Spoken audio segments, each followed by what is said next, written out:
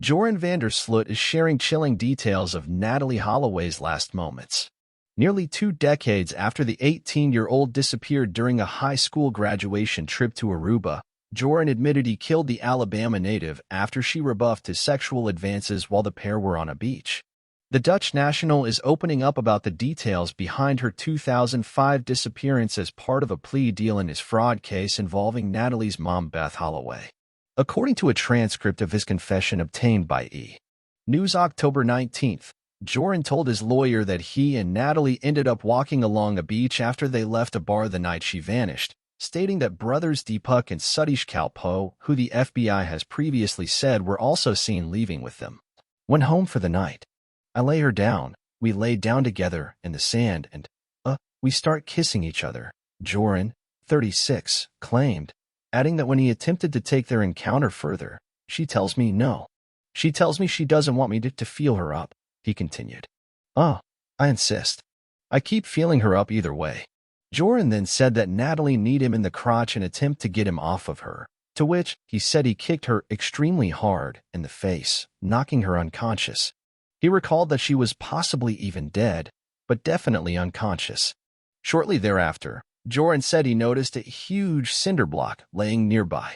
I take this and, I smash her head in with it completely, he continued. Her face basically, collapses in. Even though it's dark, I can see her face collapsed in. Joran said he got scared and didn't know what to do, but decided to walk into the water to dispose of her body.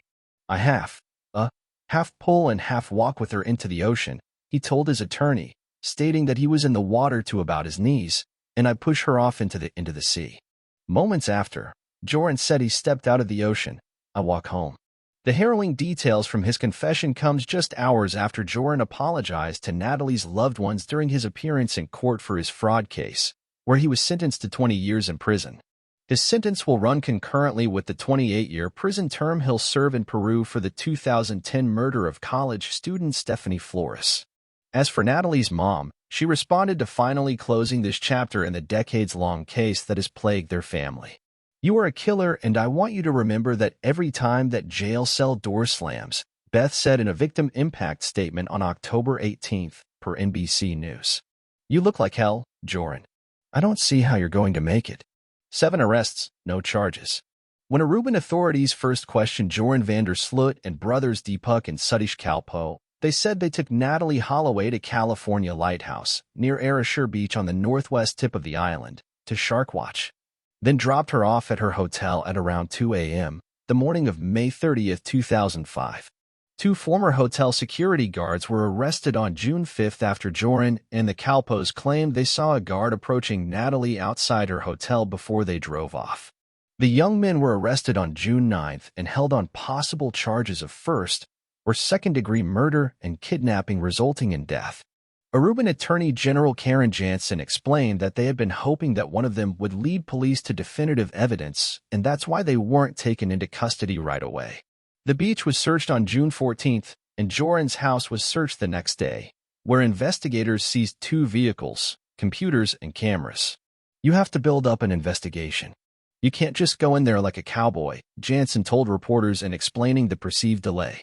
The guards were released June 18th, and one told police that a Kalpoe brother had told him, while they were both locked up, that they hadn't taken Natalee to the hotel, but rather he and his brother had left her with Joran at a beach near the hotel.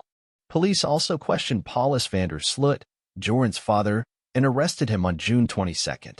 Multiple reports also noted the arrest of Steve Gregory Kroes, a party boat DJ, in connection with the case. Both Kroes and the elder van der Sloot were released on June 26th.